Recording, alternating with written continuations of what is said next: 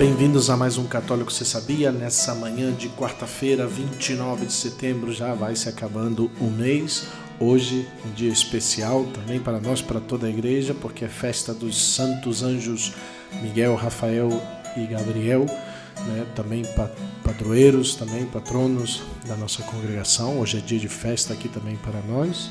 E festa para toda a igreja desses grandes santos, vocês que tiveram esses 40 dias aí nessa quarentena de São Miguel. Hoje é dia de celebrar a vitória de Deus nos seus anjos, celebrar a grandeza desses anjos na nossa vida também. E aqui com vocês, sempre Padre Felipe Neco. E o Padre Renan também acompanhando, muito feliz nesse dia.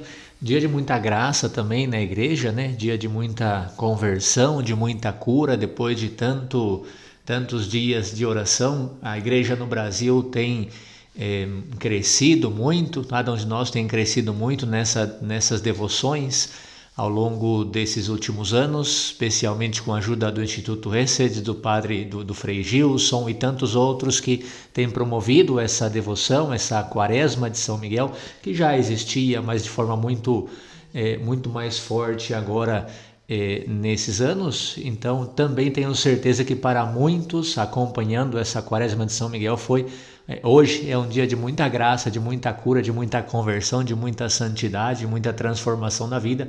E assim esperemos também que, com a ajuda do nosso humilde podcast, também possamos continuar crescendo na nossa fé, na nossa vida espiritual. E é uma alegria estar nesse novo dia com vocês mais uma vez. E hoje vamos estar de jornada dupla, não? Então a ideia é poder gravar 2 programas. Na verdade foi porque o tema tá grande. Essa foi a desculpa para gravar 2 programas hoje. O tema, é um tema abundante que eu não daria realmente para falar de toda a riqueza desse tema em um programa. Então eu falei, padre, vamos gravar 2 períodos. Vamos gravar um período agora na manhã e depois do almoço, do nosso pequeno descanso, a gente vai voltar com a segunda parte do programa de hoje. Mas eu vou deixar para o padre Renan contar, porque a gente esteve junto, né? A gente esteve praticamente toda semana já passada com essa toda junta, quase. Vou deixar o padre Renan contar pra gente como é que foi praticamente o final de semana, né? Como vocês sabem, a gente gravou na quarta-feira passada e na quinta a gente esteve de saída de Curitiba. Então eu vou contar, mas eu vou contar bem rápido, né? Vou contar bem rápido por 2 motivos. Primeiro, porque não tem muita coisa, eu fui motorista do seminário, né? Então, motorista do Padre Felipe, motorista particular. Então, como sabem, nós saímos para Canela porque teve uma ordenação diaconal de um seminarista dos Legionários de Cristo, o irmão Lucas Machado. Ele é dos Legionários de Cristo, natural de Canela. Então foi lá em Canela a ordenação diaconal dele, com o bispo Dom Zeno, com toda a comunidade, os padres dali da paróquia da Catedral de Pedra de Canela, muito bonita para quem conhece. E nós estivemos ali, o seminário dos Legionários de Cristo, o seminário menor aqui de Curitiba, para poder ajudar na celebração, para poder estar presente também nesse evento vocacional que é tão importante para os seminaristas, os meninos, estar presente numa ordenação. Então estivemos ali e eu, como já falei várias vezes, como eu sou um dos poucos aqui que dirige van, que tenho carteira D, me convidaram amavelmente a estar presente junto com eles nesse evento tão especial. Eu fui como motorista, né? Então estivemos ali viajando na quinta, chegamos lá uma paradinha em Tubarão para almoçar com uma tia de um dos nossos seminaristas que mora ali. Almoçamos e depois continuamos nossa viagem a Canela. Chegamos lá pelas 6 da tarde, mais ou menos, vimos o show de luzes na Catedral de Pedra, muito bonito, todos os seminaristas, e já descansar. No dia seguinte, sexta-feira, eles tiveram aulas normal, então não é que teve muita coisa. Eu estava ali atendendo, confessando, trabalhando, eu também, né? O pessoal fala, nossa, o Padre Renan só viaja, foi para Canela. Fiquei lá trabalhando, lendo, estudando, atendendo em direção, atendendo em confissão, os seminaristas. Depois, no sábado, foi a ordenação diaconal, né? O nosso provincial esteve lá também, alguns poucos, né? Mas alguns legionários que conheciam um pouco mais próximo à família do irmão Lucas. Então estivemos ali acompanhando a missa da ordenação, muito bonita, ali na Catedral de Pedra. Ao final da missa, os seminaristas tiveram o seu plano de, aí sim, um pouco mais de descanso, sábado, né? Conheceram alguns parques de Canela, de Gramado, então eu estive acompanhando eles nesses eventos. No domingo também foi um dia de descanso para eles. Já na segunda-feira praticamente tiveram aulas de novo pela manhã. À tarde uma missa ali na Catedral de Pedra junto com o diácono Lucas, foi o momento que eles estiveram juntos, tomamos um sorvetinho ali com o diácono e depois já na terça voltamos. Esse foi minha semana, meu final de semana, não tive muitas coisas, claro, eu poderia contar para vocês que fomos a parques, que fomos a lugares, enfim, eu como motorista acompanhei eles, não sou muito de aventura, eles foram em rafting, eles foram... são adolescentes, eles foram subir montanha, descer montanha, subir rio, descer rio. Eu fiquei lendo, estudando, rezando, trabalhando. Por mais que estava num parque ali, sentado na rede, mas com um computador, com um celular, continuava o meu trabalho. Enfim, foi um pouquinho essa a minha correria, né? E confesso, como viram em algumas fotos, o senhor está esquecendo alguma coisa. Não, eu vi algumas fotos por aí que eu postei, né? Poucas, né, saidinhas com o Padre Felipe para celebrar o podcast Católicos e Sabia, e uma boa cerveja ali em Canela, que também foi um momento muito agradável, mas não foi muito não, alguma hora da noite só que a gente conseguiu um espaço livre, né? Padre Felipe, fica à vontade. Foi, como você sabe, pois eu estive junto, eu aproveitei, literalmente me colei com os seminaristas menores, pois tinha um lugarzinho na van sobrando, eu falei, pois vamos aproveitar. Na verdade, pois, ademais de poder acompanhar e ter a alegria de acompanhar a celebração, muito bem celebrada, bonita, de Dom Zeno, pois bispo ali que pois, já mandou sua carta, 75 anos, talvez já pois, se torne bispo emérito já esse ano ainda, ou próximo ano com certeza. Então, pois, foi uma bonita celebração, junto pois, alguns membros do Reino Cristo presentes ali, das redondezas. Encontrei vários ex-seminaristas, também da época que estive também em Porto Alegre, trabalhando lá, pois não diretamente no seminário, mas morando no seminário, igual como aqui. E pois encontrei vários, pois eram 6, 7 mais ou menos ex-seminaristas, ademais do grande Juan, que é dali mesmo de Canela, né? Juan Aramis, que pois também esteve no seminário conosco, e pois foi bonito rever também esses jovens aí pois construindo sua vida, ainda não só um casado, creio, mas aí estão todos em processo aí do matrimônio, né? Já discerniram sua vocação, já viram que não era o sacerdócio, então vão pois partir para outra vocação possível. E aí estão, né? Quase todos eles com suas namoradas aí, então foi bonito revê-los também, né? E pois eu aproveitei também, pois eu não participei dessas atividades super emocionantes, né, dos irmãos.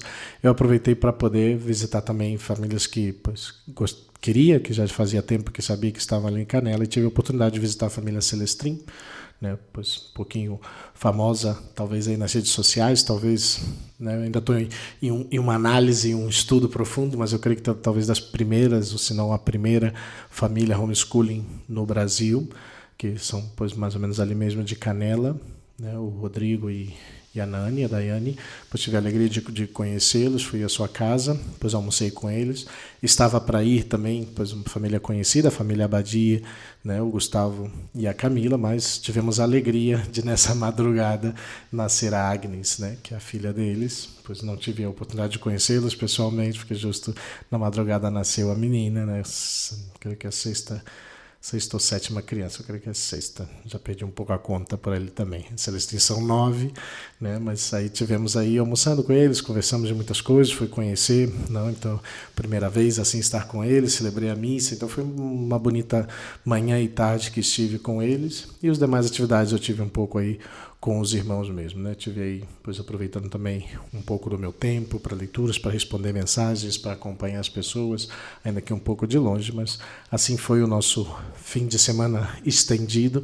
Voltamos ontem à noite, chegamos já um pouco tarde, depois das 10 da noite, passamos por Pissarras para fazer o jantar com uma família querida também, e pois aqui estamos já no nosso ritmo de quarta-feira, já começamos de manhã, já pois agora online, pois atendi uma menina que pediu aí uma ajuda, um conselho também, espiritual também, e pois aqui já seguimos já com a gravação, né? Então vamos fazer programa duplo, como falamos, porque a temática pois é bastante interessante, né? E eu acho que pois é central também na nossa vida de católicos, né? Porque ninguém ama aquilo que não conhece, né?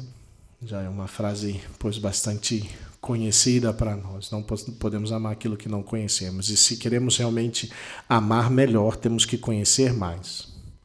Quanto mais eu conheço, né, na sua grandiosidade, nos seus detalhes, pois mais eu vou me admirar e maravilhar por essa coisa que eu amo. Né? E eu pois, gostaria de passar nessa manhã e tarde, que vamos falar nesse dia, falar sobre o sentido de cada parte da Santa Missa, da Santa Celebração. Sobretudo para que a Santa Eucaristia não se constitua em um mero rito mecânico, né, onde as pessoas só copiam o que as outras fazem. Né, o gesto, o sinal da cruz, a genuflexão, levantar, sentar, sem entender exatamente o que está acontecendo. E é bom que cada fiel católico entenda melhor a Santa Missa, pois, como já falei, só amamos aquilo que conhecemos. Eu acredito que, pois, a grande maioria, eu quero pensar dos nossos ouvintes, nossos queridos ouvintes do Católico Você Sabia, já entendem muito o valor, a preciosidade, o que significa a Santa Missa. Né? Mas eu acredito que pode ser de grande ajuda, pois aprofundar um pouco mais em cada uma das partes da missa para poder vivê-la mais integralmente. Né? A missa é igual para toda a Assembleia, mas a maneira de cada um participar pode ser diferente, pois depende da fé que as pessoas têm e também do grau de formação na religião, do entendimento que ela tem da própria Santa Missa. E às vezes vamos fazendo muitas coisas sem saber o porquê da celebração, o porquê desse jeito, o porquê daquele jeito. E por isso, para participar da missa com fé e alegria, além dessa formação catequética básica que todos precisam ter, o fiel deve conhecer todas as etapas da liturgia da missa, pois ninguém ama o que não conhece, repetimos, né? Então, começamos com a palavra mesma da missa, a missa que vem do latim missio, que significa despedida ou envio. E quando os catecúmenos saíam antes do início da liturgia eucarística, ou seja, aqueles que estavam ainda se preparando para participar integralmente do sacrifício da Eucaristia, porque ainda não tinham recebido toda a preparação, estavam em tempo de preparação, né, os catecúmenos que iam fazer sua comunhão, pois o celebrante os despedia. E dessa forma toda a celebração eucarística acabou por ser denominada missa. E daí vem, né? E no final, pois escutamos o Ite Missa Est, né? A despedida em português não é das melhores traduções, mas assim está escrito, né? Então, pois podeis ir, né? Vocês são enviados, vocês pois estão despedidos para ir também evangelizar, né? Vamos entrar então já diretamente aqui a divisão da missa, né? Pois alguns colocam só 2 divisões, eu vou apresentar, no caso, para talvez ficar ainda com um entendimento mais amplo, em 4 partes bem distintas. Né? Geralmente se diz rito da palavra e rito da liturgia, da Eucaristia. Né? Pois eu vou colocar os ritos iniciais e os ritos finais para dividir essas 4 partes, para ver que cada uma delas, pois existe um modo melhor de poder se participar e celebrar. Então são 4 partes bem distintas, os ritos iniciais, que constitui o comentário introdutório à missa do dia, canto de abertura, acolhida, antífona de entrada, ato penitencial, hino de louvor e oração coleta. Depois a segunda parte da missa, que já é o rito da palavra, né, que é a primeira leitura, salmo responsorial, segunda leitura, aclamação ao evangelho, proclamação do evangelho, homilia, profissão de fé e oração dos fiéis, oração da comunidade. Terceira parte da missa, o rito sacramental. Primeira parte, as oferendas, com o canto, procissão das oferendas, orar irmãos, oração sobre as oferendas. Segunda parte, a oração eucarística, com o prefácio, santo, consagração e o louvor final. E a terceira parte, o rito de comunhão, propriamente, que é a parte do Pai Nosso, né? A paz, o Cordeiro de Deus, a distribuição da comunhão, né? O momento de ação de graças, de interiorização, antífona da comunhão e a oração após a comunhão. E, finalmente, a quarta parte são os ritos finais, né? Mensagem, comunicados da comunidade, o canto de ação de graças e a bênção final, né? Vamos lá. Para poder introduzir, pois percebemos que existe também as posições do corpo, né? Os gestos são importantes na liturgia, porque o nosso corpo também fala através dos gestos e atitudes. Durante toda a celebração litúrgica, nos gesticulamos, expressando um louvor visível não só a Deus, mas também a todos os homens. Quando estamos sentados, ficamos em uma posição confortável que favorece a catequese e ao entendimento, pois nos dá a satisfação de ouvir, evitando o cansaço. Também ajuda a meditar sobre a palavra que está sendo recebida. Quando ficamos de pé, demonstramos respeito e consideração, indicando prontidão e disposição para obedecer. Quando nos ajoelhamos ou inclinamos durante a missa, declaramos a nossa adoração sincera a Deus Todo-Poderoso, indicando homenagem, principalmente total submissão a Ele e à sua vontade. E quando juntamos as nossas mãos, mostramos confiança e fé em Deus. Pode parecer que são muitas vezes gestos meio superficiais, repetitivos, mas tudo no nosso ser, pois revela o que trazemos no nosso coração.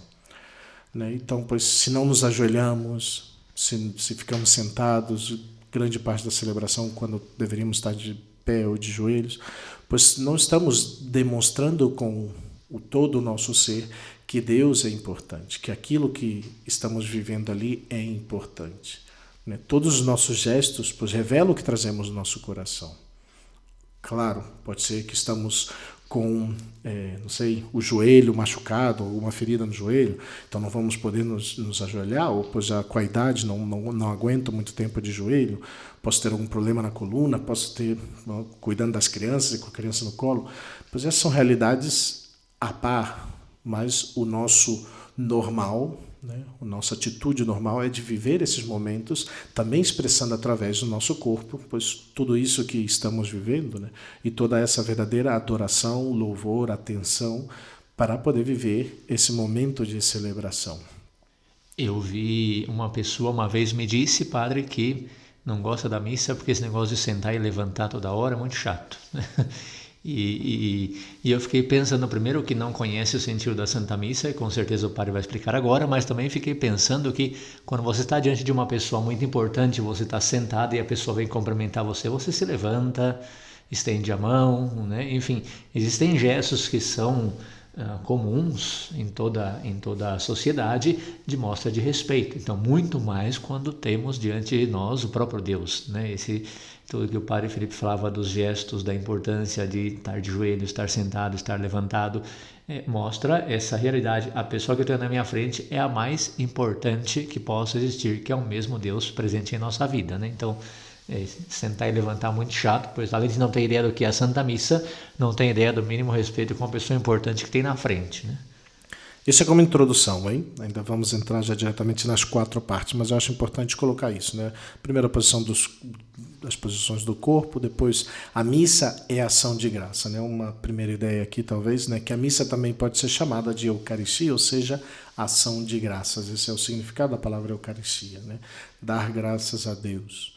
E a partir da passagem do servo de Abraão, podemos ter uma noção do que é uma oração eucarística ou de ação de graças. Pois bem, essa atitude de ação de graças, que recebe o nome de Beraká, esse é o nome equívoco do hebraico, aí meu hebreu foram apenas 6 meses, bem curtinhos, nada profundo, não, mas eu já entendo que se diz Beraká, que traduzindo-se para o grego originou 3 outras palavras. Eulogia, que traduz-se por bem dizer, Eucaristia, que significa gratidão pelo dom recebido de graça, e exomologia, que significa reconhecimento ou confissão. E diante da riqueza desses significados, podemos perguntar quem dá graças a quem? Ou melhor dizendo, quem dá dons, quem dá bênçãos a quem? E diante dessa pergunta, podemos perceber que Deus dá graças a si mesmo, uma vez que sendo uma comunidade perfeita, o Pai ama o Filho e se dá por ele, e o Filho também se dá ao Pai. E desse amor surge o Espírito Santo. E por sua vez, Deus dá graças ao homem, uma vez que não se poupou nem de dar a si mesmo por nós, e em resposta o homem dá graças a Deus, se reconhecendo criatura e se entregando ao amor de Deus. E também o homem dá graças ao homem, através da doação ao próximo, a exemplo de Deus. E também o homem dá graças à natureza, respeitando e tratando como criatura do mesmo Criador. Tudo isso que vivemos, toda essa realidade que vivemos dentro desse momento da ação de graças, de viver a gratidão, Não? E a partir dessa visão de ação de graças, começamos e devemos começar a perceber que a missa não se reduz apenas a uma cerimônia realizada nas igrejas. Ao contrário, a celebração da Eucaristia é a vivência da ação de Deus em nós. Sobretudo através da libertação, da regeneração, da salvação, da redenção que Ele nos trouxe em seu Filho, Jesus Cristo. Cristo é a verdadeira e definitiva salvação, libertação, aliança, levando à plenitude o povo judeu do Egito e a aliança realizada aos pés do Monte Sinai. A missa, nesse sentido de ação de graças, de render graças a Deus. Depois, a missa é sacrifício, e talvez o mais importante valor da celebração é esse. Sacrifício é uma palavra que possui a mesma raiz grega da palavra sacerdócio, que do latim temos sacerdos, o dom sagrado, e como dom sagrado do homem é a vida, pois esta vem de Deus. E por natureza o homem é o sacerdote, que perdeu essa condição por causa do pecado. Então o sacrifício significa o que é feito sagrado, o que torna sagrado. O homem torna a sua vida sagrada porque reconhece que esta é dom de Deus. E Jesus Cristo faz justamente isso na condição de homem, que se reconhece como criatura e se entrega totalmente ao Pai, não poupando nem a sua própria vida. Jesus, nesse momento, está representando toda a humanidade. Através da sua morte na cruz, nos dá a chance, também a nós os homens, de novamente orientar nossa vida ao Pai, assumindo assim a condição de sacerdotes. Mas, sobretudo, o sacrifício de Deus. Ele que, como homem, como Deus, se entrega, se sacrifica por nossa salvação. Tirar, talvez, com essa ideia, essa visão negativa do sacrifício, que representa a morte e a dor, sim, mas que são necessários dentro do mistério de salvação. Pois só assim o homem pode reconhecer sua fraqueza e sua condição de criatura e poder se elevar a Deus. E dar o devido valor à santa celebração. É um Deus feito homem que se sacrifica para a nossa salvação. É um Deus que se entrega totalmente, que se faz como o pior das criaturas para nos trazer a salvação. E o sacrifício é o sentido central da celebração. Quando esquecemos ou não valorizamos a santa celebração eucarística como um sacrifício, pois perdemos o sentido todo da celebração. É cruz, é momento de sofrimento, para que haja a exaltação. Aí tem um tema que poderia chegar a ser um tema polêmico, Padre Felipe?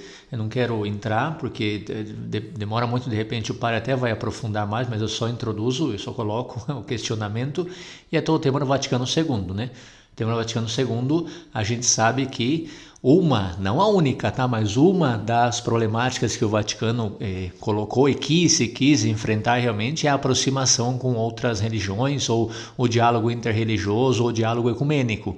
E isso fez com que se ressaltasse muito, muito, muito o aspecto da celebração eucarística como banquete, porque essa é a celebração de outras religiões cristãs, ou de outras, não sei, seitas, vamos chamar, E se esqueceu, ou se deu pouca importância, não se esqueceu, mas se deu pouca importância, se falou pouco, se ressaltou menos a parte litúrgica, a parte do sentido de sacrifício. Então hoje você vê muitas eucaristias, celebrações eucarísticas, onde parece mais uma festa, porque um banquete é uma festa, mas se esquece que é um sacrifício, Mas, enfim, só deixo aí, jogo a bomba e deixo para o Padre Felipe Nego para explodir. Não vamos falar mais nesse aspecto, porque isso é só realmente uma introdução, e já vamos correndo com o tempo, e finalmente a missa também é Páscoa. A Páscoa, que foi a passagem da escravidão do Egito para a liberdade, bem como a aliança selada no Monte Sinai entre Deus e o povo hebreu. E diante desses fatos, o povo hebreu sempre celebrou essa passagem através da Páscoa anual, das celebrações da palavra, aos sábados na sinagoga, diariamente, antes de levantar-se e deitar-se, reconhecendo então essa experiência de Deus em suas vidas e louvando a Deus pelas experiências pascais vividas ao longo do dia. o povo judeu vivia em atitude de ação de graças, vivendo a todo instante a Páscoa em suas vidas. E a Páscoa é sacrifício do Cordeiro. E é essa mesma realidade que vivemos na Santa Celebração. A celebração da Páscoa judaica, que é, pois, transformada por Jesus Cristo numa nova Páscoa. A Páscoa onde o Cordeiro é Ele mesmo. Né? Eu não vou aprofundar, porque essa é toda uma outra realidade, ainda que pois, já falamos um pouco em num outro podcast sobre o Cordeiro de Deus, né? Mas é toda a realidade, profundidade e realidade que está, né, dentro do que é a celebração da Santa Missa. Né? Eu não quero entrar muito, isso é só uma introdução, que já foi mais 10 minutos aqui, mas porque eu queria dividir, mas é importante fazer essa pequena, longa introdução para poder depois entrar, né, nas partes da missa. Então vamos lá, ritos iniciais, porque já vamos correndo com o tempo. Instrução geral ao Missal Romano, número 24, diz assim: os ritos iniciais ou as partes que precedem a liturgia da palavra, isto é, o cântico de entrada, a saudação, ato penitencial, o Senhor tem de piedade, glória e oração coleta, tem o caráter de exórdio, de introdução e preparação. Estes ritos têm por finalidade fazer com que os fiéis, reunindo-se em assembleia, constituam uma comunhão e se disponham para ouvir atentamente a palavra de Deus e celebrar dignamente a Eucaristia. Essa introdução geral ao Missal Romano, número 24, pois está no próprio Missal. Pois existe dentro do Missal toda uma primeira parte que explica como se vive a Santa Celebração da Missa e cada uma das partes dela. E muito do que está aqui pois sai daí.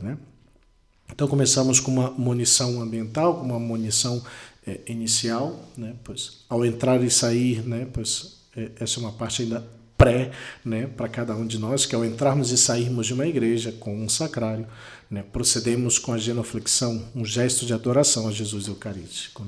Pois isso, às vezes, não sei se eu dou por descontado ou não, mas não perdemos nada em mencionar. Sempre que entramos em uma igreja, pois demonstramos toda a nossa adoração a Jesus Cristo, que ali está presente na Eucaristia, com pois, o sinal da genuflexão. Então, pois, entramos e fazemos genuflexão. Estamos entrando para a Santa Celebração da Missa, fazemos genuflexão. Essa monição, pois depois a monição já feita, pois pelo comentarista, geralmente num ambão à parte, ao lado do altar, pois é um convite à Assembleia para participar da celebração, criando um clima de oração e fé. E nesse momento ele solicita que todos de pé recebam o celebrante. Pode ter sempre, pode ser excluído, também pode, mas quando se tem, pois sempre que a gente tem que ser algo breve, algo para introduzir, pois bem-vindos a essa celebração, pois do 27º domingo do tempo comum, pois para entrar e para que garganta está mal hoje, para que a Assembleia também pois reconheça já desde o início que pois qual celebração está tendo, que festividades estão por celebrar. Esse comentário inicial tem por fim introduzir aos fiéis ao mistério celebrado. Sua posição correta seria sempre após a saudação do padre, algumas colocam antes, mas pois ao nos encontrarmos com uma pessoa primeiro e saudamos para depois iniciarmos qualquer atividade com ela. Então é normal também pois ter essa saudação, pois esse comentário inicial. E geralmente pois já começa a procissão de entrada, com o canto de entrada, na maioria das vezes. O galo hoje está forte, hein? O que não cantou da outra vez, cantou agora, né? Hoje, acho que ele estava precisando de um passeio. Estava fora de casa, lá em Joinville, agora ele recuperou. Depois de um tempo sem aí. Veio com tudo. Veio com tudo, tá forte, galo. Então, e aí, pois, na grande maioria, especialmente nas missas de domingo, pois temos o canto de entrada, talvez nas missas de dia de semana, pois muitas vezes não tem o canto de entrada, dependendo da paróquia e tudo, pois, e reunido o povo, assim vai dizer o Instrutivo Geral do Missal Romano, número 25, reunido o povo enquanto o sacerdote entra com os ministros, começa o canto de entrada. A finalidade desse canto é abrir a celebração, promover a união da Assembleia, introduzir no mistério do tempo litúrgico ou da festa e acompanhar a procissão do sacerdote e dos ministros. E durante o canto de entrada percebemos alguns elementos que compõem o início da missa. Pois o canto, durante a missa, todas as músicas fazem parte de cada momento e através da música participamos da missa, pois também cantando. A música não é simplesmente acompanhamento ou trilha musical da celebração, a música é sobretudo nossa forma de louvarmos a Deus. E daí a importância da participação de toda a Assembleia durante os cantos. Mas, pois eu não vou entrar muito no tema dos cantos, porque também é um tema que no apostolado católico do humor trazem sempre, pois os cantos têm que ser apropriados, pois bem cantados, Não preciso nem entrar muito nisso, Pois das primeiras coisas que afastam o povo de Deus na Santa Missa é o canto. Se o canto e o canto, pois tem algumas visões muito ecléticas, para dizer, diferenciadas em relação ao canto, mas geralmente a maioria das pessoas pois, não gosta de toda aquela barulheira, de toda aquela bateriada toda, todos os instrumentos possíveis, porque isso não ajuda em geral. E mais quando se tem crianças, quando se tem, pois talvez crianças com uma certa discapacidade, com certo autismo, pois pessoas de idade, pois a maioria não gosta da barulheira, Então, pois o canto tem que estar bem selecionado, Quanto ajuda, de cantos bem selecionados, cantos que convidam à oração e não cantos que dispersam, Então, todo canto tem que estar acompanhado daquilo que estamos vivendo, Pois o próprio Bento XVI, e em muitas ocasiões tem falado, e mesmo na igreja em Roma, vemos como se dá essa prioridade ao canto gregoriano. Não necessariamente vamos ter só canto gregoriano a partir de agora, mas podemos ir colocando um canto que ajude a oração.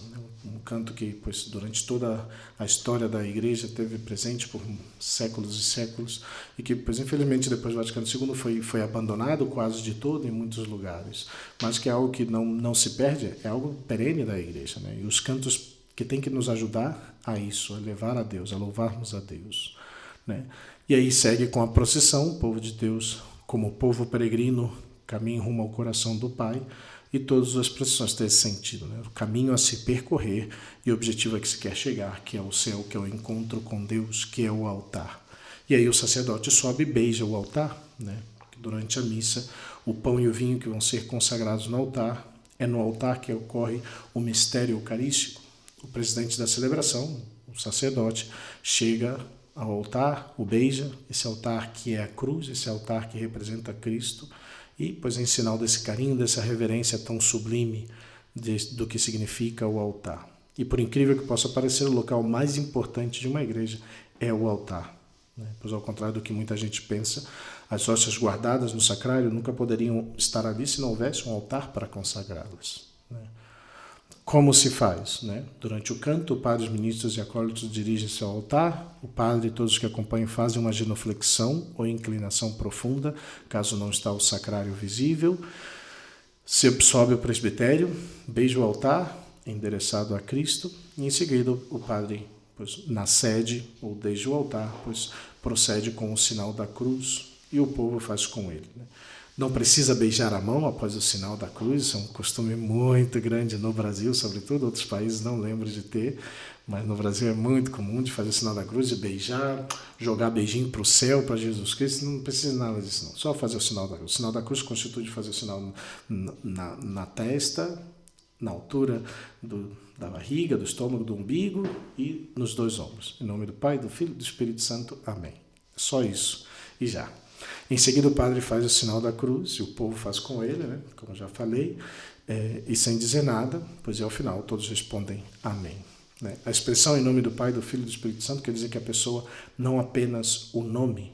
Iniciamos a missa colocando nossa vida e toda a nossa ação, invocando a Santíssima Trindade. Ao sinal da cruz, nos recorda, por que estamos celebrando a missa? É sobretudo pela graça de Deus, em resposta ao seu amor.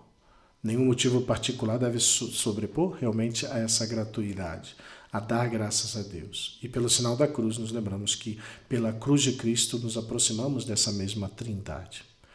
Nisso, pois, a saudação, retirada muitas vezes, são várias saudações que o sacerdote pode utilizar, na sua maioria, pois são cumprimentos do próprio São Paulo, que nas suas cartas apresenta o presidente da celebração, pois saúda a Assembleia e o encontro eucarístico é movido unicamente pelo amor de Deus, mas também encontro com os irmãos. Né? Pois, por dizer, é o bom dia, muitas vezes que é dado, inspirado pelo celebrante Assembleia. Né? O padre saúda o povo, como falei, das palavras de São Paulo aos Coríntios, né? É uma delas no capítulo 13. A graça de nosso Senhor Jesus Cristo, o amor do Pai e a comunhão do Espírito Santo estejam convosco. Né?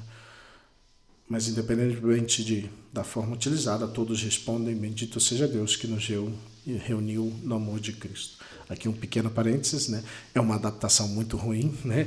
É a única língua, até onde eu conheço, na grande maioria, que fizeram isso aqui no português do Brasil. Né? A maioria se responde, e com teu espírito, né? O Senhor esteja convosco. Acho que até o português de Portugal também. Né? É com teu espírito. Com teu espírito. Só o Brasil, que é bendito seja Deus que nos reuniu no amor de Cristo. É uma tradução ruim, é uma problemática da tradução que se fizeram, mas paciência, seguimos, que não estamos para fazer tantos comentários assim, mas tudo bem. Depois segue o ato penitencial, que após saudar a Assembleia presente, o sacerdote convida toda a Assembleia, em um momento de silêncio, a reconhecer-se pecador e necessitada da misericórdia de Deus. Após esse reconhecimento da necessidade da misericórdia divina, o povo a pede em forma de ato de contrição. Né? Confesso a Deus Todo-Poderoso e a vós, irmãos, e em forma de diálogo por versículos bíblicos. Tende compaixão de nós, ou em uma forma de ladainha, Senhor, que vieste salvar, né, os corações arrependidos, né, e após segue-se a absolvição do sacerdote. Né.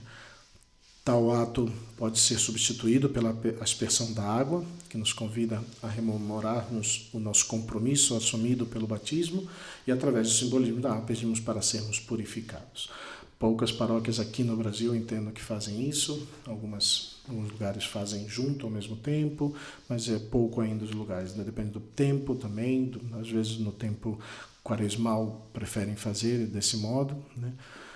Pois, seguindo aí Mateus, se está diante do altar para apresentar a tua oferta e ele te lembrares de que teu irmão tem alguma coisa contra ti, deixa a tua oferta lá diante do altar, vai primeiro reconciliar-te com teu irmão, depois volta para apresentares tua oferta.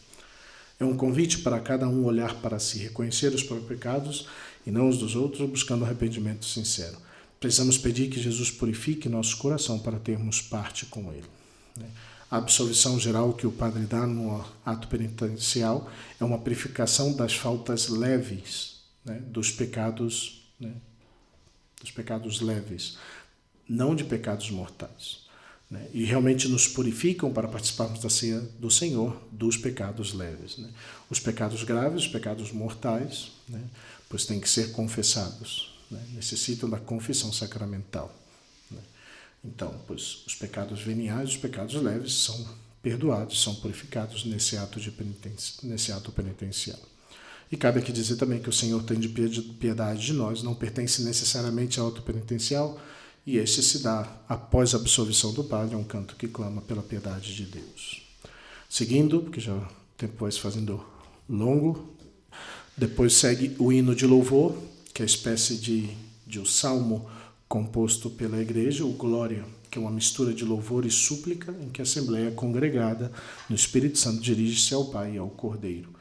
É proclamada sempre nos domingos e em celebrações festivas, especiais, de caráter mais solene, pode ser cantado desde que mantenha a letra original e na íntegra. Esse é um detalhe muito importante. Infelizmente, né, existem milhões de glória, e desses milhões de glória, para não dizer que nenhum, eu só tenho ouvido 2, creio que desde que minha volta ao Brasil, que pois seguem essa norma, né, de ser original e pois cantado na íntegra. Muitos dos glórias já estão tão modificados que nem parecem glória. E também, voltando ao pessoal aí do apostolado católico do humor, eles sempre colocam aí, pois isso eu já vi várias vezes aí algum padre falar, pois agora cantemos, agora rezemos o glória, porque isso não foi glória, né? Então, pois sim, tem que cuidar. Os músicos têm que estar o Ministério de Música tem que estar muito atento a essa realidade também, né? E se não encontra bons glórias, pois rezemos. É um cântico solene, né? É uma das mais perfeitas formas de louvor à Santíssima Trindade que fazemos, porque se dirige ao Pai e a Jesus Cristo na unidade do Espírito Santo. porque e isso é uma manifestação depois do ato penitencial, porque o perdão de Deus nos faz felizes e agradecidos. Então, inspirado no canto dos anjos que louvaram a Deus no nascimento de Jesus, glória a Deus no mais alto dos céus e paz na terra aos homens de boa vontade. O glória, quando não é cantado, o glória não é cantado nem recitado durante o período da quaresma e do advento. Tempos que não são próprios para se expressar essa alegria, porque estamos em preparação para a alegria que virá. Estamos em um momento de preparação, de quarentena, não, de quaresma, para viver essa preparação para a festa, seja da ressurreição, da Páscoa, seja do Natal do Senhor. Então, esse período não se canta nem se reza o glória. Depois segue a oração da coleta, é a primeira grande oração, existem 3 grandes orações, Depois que essa oração vai encerrar o rito de entrada e vai introduzir a Assembleia na celebração do dia. Após o convite, assim vai dizer o Institutivo Geral do Missal Romano, número 32, após o convite do celebrante, todos se conservam em silêncio por alguns instantes, tomando consciência de que estão na presença de Deus e formulando interiormente seus pedidos. Depois o sacerdote diz a oração que se costuma chamar de coleta, a qual a Assembleia dá o seu assentimento com um amém final. É um momento em que realmente colocamos as nossas orações. Do latim a palavra colligere, coleta quer dizer reunir, recolher, coletar, que tem o sentido de reunir numa só oração todas as orações da Assembleia. Aqui onde apresentamos ao Senhor todos os nossos pedidos, todas as nossas intenções, junto ao sacerdote que vai oferecer ao Pai por Jesus Cristo. E por isso o sacerdote começa com um oremos, um convite aos presentes para que se ponham em oração, seguida de uma pausa para que cada um faça mentalmente a sua oração pessoal. É importante que os sacerdotes também, permitam esse momento, com o silêncio. Não tem que ser 3 minutos de silêncio, mas pelo menos uns 10 a 30 segundos de silêncio é importante, não tem que ser cronometrada nem nada, mas pelo menos para que apresente as orações. As orações que a paróquia leu no início da celebração, que apresentou para a Santa Missa, as intenções que estão no papel, com as pessoas que pediram orações pelos defuntos, aí é onde se coloca. E a seguir o padre vai elevar as mãos, assumindo essas intenções dos fiéis, elevando-as a Deus. Como eu disse antes, todas as expressões corporais também manifestam, pois o nosso coração, a nossa intenção a Deus. Então o sacerdote eleva as mãos, levando a Deus e proferindo a oração em nome de toda a Igreja. E por fim, por Jesus Cristo, vosso Filho, na unidade do Espírito Santo, todos dizem amém, para dizer que a oração do Padre é também a sua.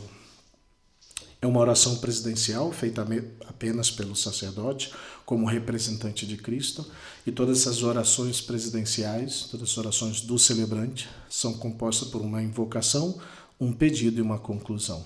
As orações são dirigidas sempre ao Pai, em nome de Jesus Cristo, nosso mediador, na unidade do Espírito Santo. Seguimos, porque vamos correndo aqui, entrando então no rito da palavra, que é bastante grande. Vamos ver se a gente consegue terminar aqui já uns 10 minutos menos, Entrando na primeira grande parte da celebração, que é o rito, a liturgia da palavra. O rito da palavra é a segunda parte da missa e também a segunda mais importante, ficando atrás somente do rito sacramental, que é o auge de toda a celebração. Iniciamos esta parte sentados, depois que dizemos o amém, pois nos sentamos numa posição cômoda que facilita a instrução, porque vamos escutar a palavra de Deus. Normalmente são feitas 3 leituras e um salmo extraídos da Bíblia, em geral um texto do Antigo Testamento, um salmo ou um texto epistolar do Novo Testamento e um texto do Evangelho de Jesus Cristo, respectivamente. Isso, porém, não significa que será sempre assim. Às vezes a primeira leitura cede espaço para um outro texto do Novo Testamento, especialmente no período da Páscoa, mas fixo mesmo apenas o Evangelho que será extraído do livro de Mateus, Marcos, Lucas ou João. Tuemos os anos litúrgicos A, B, C, geralmente segue assim, Mateus, Marcos, Lucas, João são mais as celebridades, mas tudo isso dentro dessa vivência da liturgia da palavra. né, desse momento em que escutamos. Né? Nos dias de semana, não sei se eu coloco mais embaixo, não sei, mas acho que não, mas nos dias de semana, pois só se tem uma leitura do Antigo ou Novo Testamento, o Salmo e o Evangelho. Mas durante os domingos e as festas de solenidade sempre vão constar dessas 3 leituras. O Evangelho, após o amém da coleta, como falei, a comunidade se senta aguardando e até o presidente se dirigir à sua cadeira, né? A Eucaristia é o mistério de nossa fé e a fé vem pela palavra de Deus, conforme Romanos 10. Daí a importância da pregação abrangida pela liturgia da palavra. A palavra de Deus não é para ser apenas lida, mas verdadeiramente proclamada solenemente. A fé entra pelo ouvido. Não? E a importância de se ter bons leitores. Né? Nem que sejam os mesmos todos os domingos, mas que se leia bem.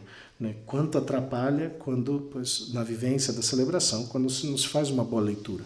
Uma voz baixa que não se escuta, trancada, né, com muitas pausas, fora do lugar, sem a pontuação, sem a entonação necessária, ou quando o microfone não está funcionando, as pessoas não escutam bem. Tudo isso atrapalha a melhor vivência da celebração. Por isso é importante cuidar tudo isso também. Né? Cuidar porque, pois, está sendo proclamada a palavra de Deus e é desse modo que a fé também vai entrando. Para as crianças que estão escutando por primeira vez, que estão na igreja, que estão chegando, estão ouvindo a palavra de Deus, para as pessoas que estão aí tendo um encontro com o Senhor, tudo isso é sumamente importante para uma melhor preparação da vivência, mais que preparação, melhor vivência da celebração. Né? Como eu comentei, as leituras das missas dominicais vão variando cada ano, repetindo-se a cada 3 anos, são chamados os anos A, B e C. Em cada ano meditamos o Evangelho segundo Mateus, segundo Marcos e segundo Lucas, respectivamente. Ano A de Mateus, ano B de Marcos, ano C de Lucas. Quase todos os domingos se vão ler, pois, o Evangelho deles especificamente. Depois alguns vão complementando com o Evangelho de São João, que vai se intercalando durante o ano em momentos fortes de celebração, né, momentos de preparação para algum tempo litúrgico, e assim se vai, pois, acrescentando o Evangelho de João. Os 3 primeiros evangelhos fazem como que uma sinopse, né, um resumo dos fatos acerca da vida de Jesus, são por isso chamados sinóticos. O evangelho escrito por São João focaliza outros fatos e palavras de Jesus, destacando sua divindade e penetrando mais o mistério do Filho de Deus.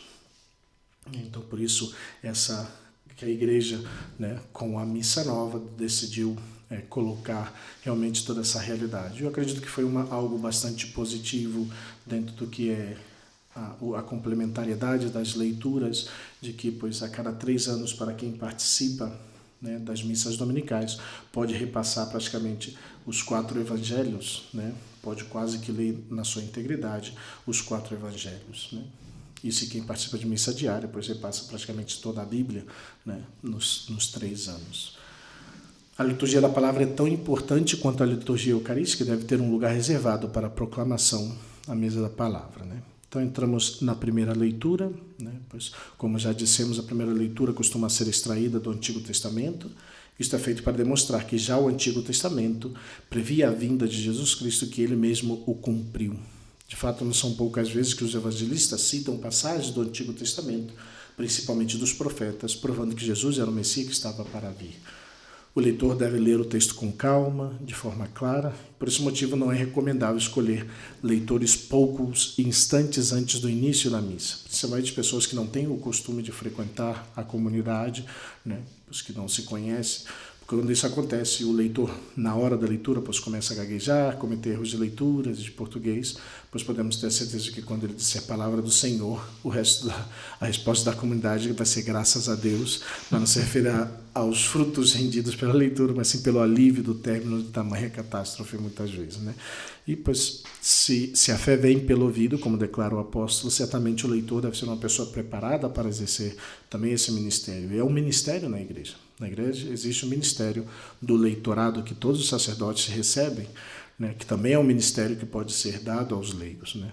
É interessante que a equipe que ajuda na celebração seja formada também por leitores de certo modo, profissionais. Não profissionais que estão sendo pagos, nem nada, que fizeram carreira de leitores, nem nada. Mas que, pois, sejam especial e previamente selecionados para isso. Que tenham uma capacidade de leitura. Que não cheguem ali e vão sentir vergonha, ou vão travar na hora de ler. Né? Isso é bem importante e ajuda muito. Né? Seguimos para o Salmo responsorial, que é uma resposta, na maioria das vezes, cantada ou recitada à mensagem proclamada, ou ainda pois, é uma oração da leitura, ajudando o povo a rezar e a meditar na palavra de Deus que acabou de ser proclamada. Não pode ser substituída por outros cânticos que não sejam inspirados no salmo previsto, senão por algumas passagens também cânticos do Evangelho, do Novo Testamento, que existem, que é próprio da liturgia, né? Nunca nenhuma música do mundo, jamais, né? E o Salmo também é retirado da Bíblia, como falei, quase sempre, né, 99% dos casos, do livro dos Salmos, né? E muitas comunidades recitam, mas o correto mesmo seria mais cantá-lo, né? Uma outra comunidade vai possuir, além do cantor, um salmista, ou alguém que está cantando junto, que vai para cantar o salmo, já que muitas vezes o salmo exige uma certa criatividade e espontaneidade. Uma vez que as traduções do hebraico ou do grego para o português nem sempre conseguem manter a métrica ou a beleza do original, porque existe toda essa métrica e toda essa beleza no seu texto original, porque foi escrito, especialmente os salmos de Davi, foram escritos com essa ritmação, né? Quando cantado, pois acaba lembrando um pouco o canto gregoriano, em virtude pois, da dificuldade que existe para sua execução, pois acaba sendo simplesmente recitado, né? Perdendo um pouco mais sua beleza, mas às vezes é melhor um salmo bem rezado do que um salmo mal cantado, né? Segunda leitura, acho que vamos terminar com o Evangelho, né? Vamos ver quanto está o tempo aqui. Mas sim, já estamos chegando no segundo minuto, eu vou terminar com o Salmo e a segunda leitura, né? O Salmo é uma resposta cantada, recitada à mensagem proclamada, ou ainda uma oração da leitura, ajudando o povo a rezar. Isso foi o que eu acabei de falar. Perdão, vamos para a segunda leitura. Da mesma forma como a primeira leitura tem como costume usar textos do Antigo Testamento, a segunda leitura tem como característica extrair textos do Novo Testamento, né? Das cartas escritas pelos apóstolos Paulo, Tiago, Pedro, João, Judas, mais notadamente as escritas por São Paulo, né, que é mais comum. Só é proclamada em missas dominicais ou de dias festivos, nas missas de feira, nas missas, né, feriais, no meio da semana, né. Essa leitura tem, portanto, o objetivo de demonstrar o vivo ensinamento dos apóstolos dirigido às comunidades cristãs, né. A segunda leitura deve ser encerrada de modo idêntico ao da primeira leitura, com o leitor exclamando a palavra do Senhor e a comunidade responde, graças a Deus. Assim, a liturgia da palavra, no decorrer da missa dos anos, nos dá uma visão de toda a história da salvação, recordando quase toda a Bíblia, como eu comentei. Depois da segunda leitura, parte o canto de aclamação ao Evangelho. Jesus Cristo é a palavra de Deus, ele se torna presente na aclamação do Evangelho. E aclamar significa, pois, dirigir com gritos de alegria, como forma de louvor. Então, o canto de aclamação do Evangelho é um louvor para o Senhor que vai nos falar. Pode ser antecedido por um breve comentário, que não é uma homilia, que não deve antecipar o que vai ser dito no Evangelho, convidando e motivando a Assembleia para ouvir o Evangelho, pois muitas vezes convidando a estar de pé, escutemos a palavra do Senhor, e já muito breve quando se faça. Feito esse comentário, pois a Assembleia se põe de pé para aclamar as palavras de Jesus. O canto de aclamação tem como característica distintiva a palavra aleluia, um termo hebraico que significa louvai o Senhor, porque de verdade estamos felizes em poder ouvir as palavras de Jesus e estamos saudando como fizeram as multidões quando ele entra em Jerusalém no domingo de Ramos. Essa é a grande ideia também principal dessa aclamação. E podemos perceber assim que o canto de aclamação, da mesma forma que o hino de louvor, não pode ser cantado sem alegria, sem vida, mas não seria como se não confiássemos naquele que dá a vida e que vem até nós para pregar a palavra da salvação.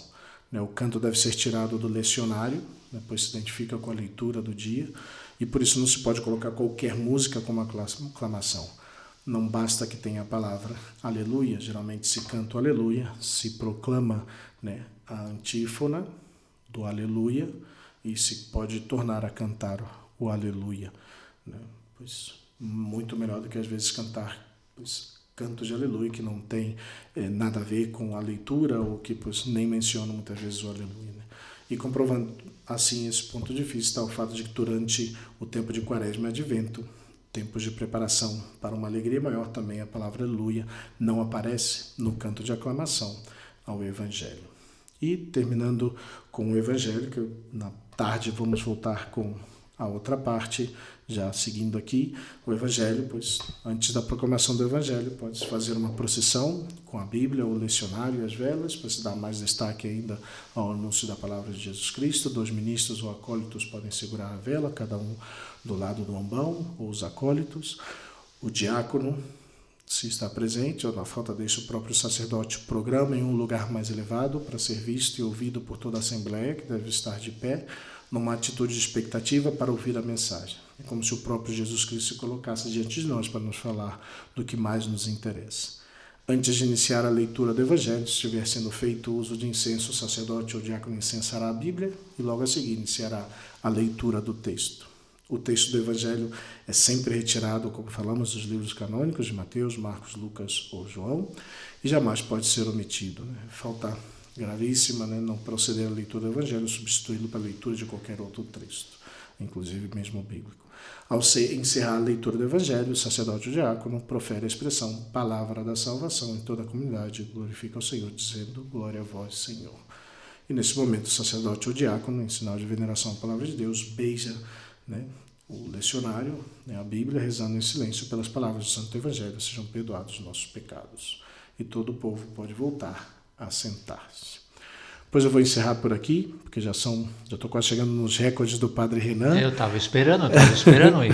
Mas não vamos deixar ainda por aqui, porque vamos deixar para tarde, então, para seguir então com o tema da homilia e depois tudo o que segue aqui.